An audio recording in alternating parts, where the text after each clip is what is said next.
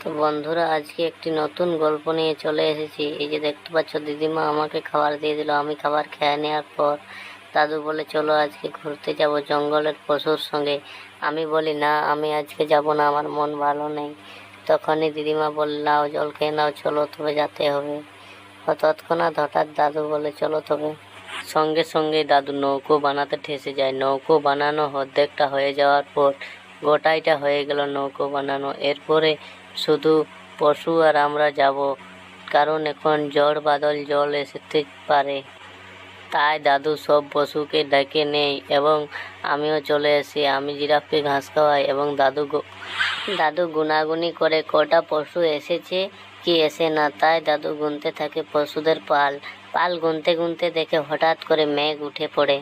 মেঘের উঠার পরেই জল পড়তে থাকে, তাই সব পশু পাখি মিলে আমরা নৌকোতে চেপে যাই। নৌকো চাপার পরে আমরা ভিতরে বসে পড়ি।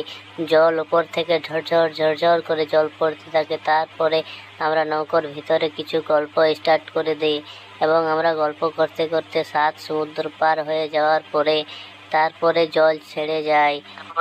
জল ছাড়ার পরে আমরা আকাশে একটি পাখি উড়িয়ে দিয়ে দাদু বলে, দেখো তার মনটা কত খুশি। তখনই হাতি।